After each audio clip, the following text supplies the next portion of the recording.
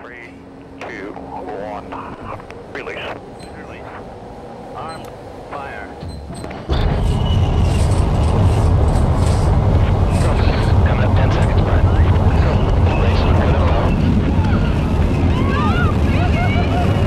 Here we go. You just start the nose down 10. Looking great at 20 seconds. Propulsion is good. Good. The important thing about today's accomplishment is this is not an end, it's just a very good beginning. Well, hello, I'm Richard Branson. We've been fortunate enough to have achieved some pretty extraordinary things at Virgin over the years, but perhaps none quite as amazing as what you'll see in the next few minutes. Virgin Galactic is on its way to becoming the world's first commercial space line. Our suborbital space trips promise to be the most intense and wonderful experiences that our passengers have ever had. We are in the process of optimizing, absolutely optimizing the experience that you will have when you fly in space. And it's just going to be fabulous. The things that people want to do in space, they want to go there, they want to see the planet Earth, they want to experience weightlessness, they want to have a mind-blowing experience. The day that Bert won the X Prize was a hugely significant one for us. When it was all over, I remember chatting to Brian Binney, the pilot on that epic flight. He's an enormously experienced and talented test pilot and a master of understatement. It's got all the right elements to excite the people for all the right reasons. The ride up is momentous, the view at the top is hugely rewarding. The ride back down is pretty spectacular as well. Pictures are pretty dramatic, but the eye is so much more dynamic. You combine that with the other things going on, the weightlessness, it's pretty wonderful. The rocket motor ride is pretty memorable as well. You're not going to soon forget that, especially ignition. Before you ignite it, you're indicating 140 knots or so. And within 10 seconds or 11 seconds, you're supersonic. So, you get 3 Gs on your back instantly when it lights. And boy, that first 10 seconds is about the most dynamic flying I've ever done. This wave of energy flows through the vehicle, and it's eye-watering. It is eye-watering. When you look out the window and you see the curvature of the Earth, and you can see the edge, along the edge of the Earth, you can see this thin blue line that is the atmosphere. And the colors and the textures on the ground, and it's just, it's a mind-blowing thing to see. It really is. I mean, I'm sure everybody who's been in the shuttle or on the space station knows the same thing, but I'd never seen that before, and it really, really was a remarkable experience. We're designing our spacecraft so that each of our passengers will have the room and the freedom to enjoy the amazing sensation of weightlessness. The system will also be large enough to allow those individuals to really experience weightlessness, to really experience the beauty of the curvature of the Earth, and to be able to see that from any angle in the ship that they're at. And also to be able to experience the real feeling of the power of flight into space.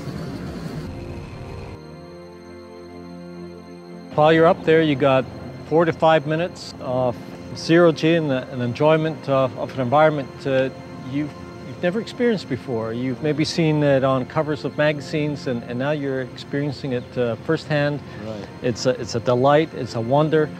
And I'm sure with everybody being loose in there, they'll be letting go M&Ms and taking pictures of each other. And I mean, it'll just be the most fabulous thing that you could imagine.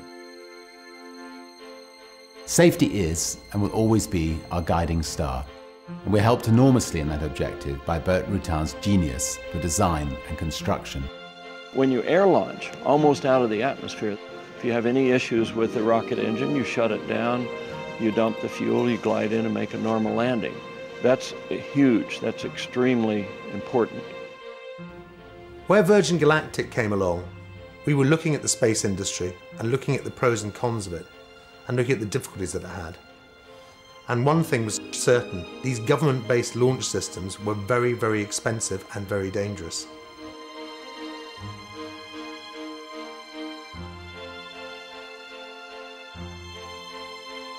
Spaceship One has a unique feathering configuration. It can come into the atmosphere at any angle and it'll straighten itself out without the pilot having to fly that or without a computer having to do it.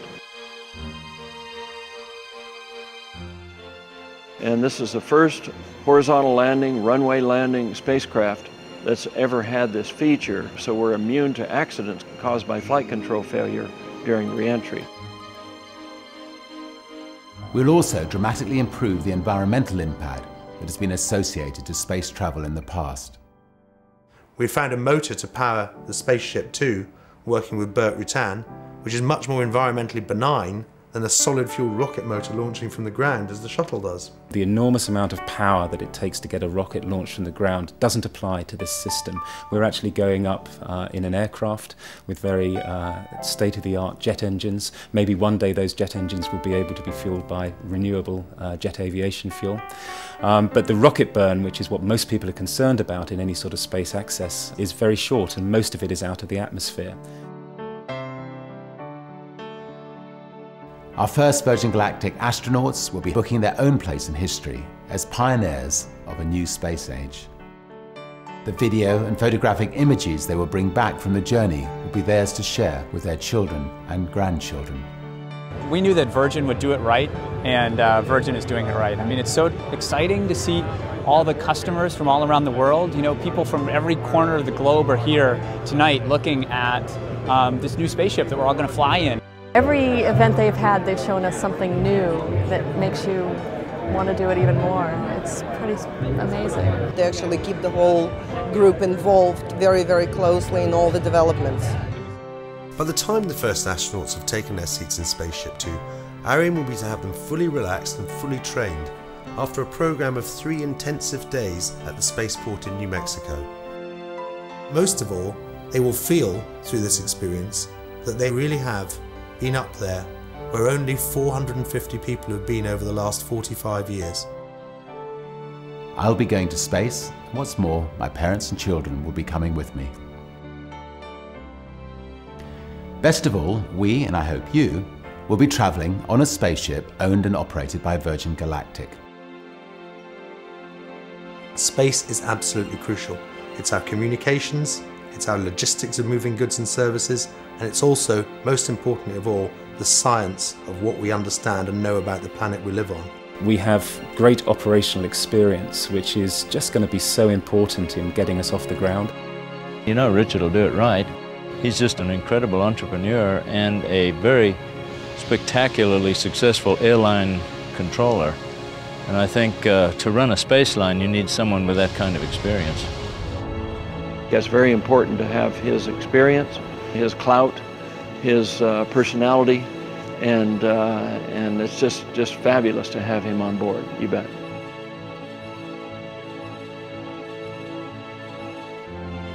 Well, I hope you'll be as excited and inspired by Virgin Galactic's mission as I am, and I'll see you up there.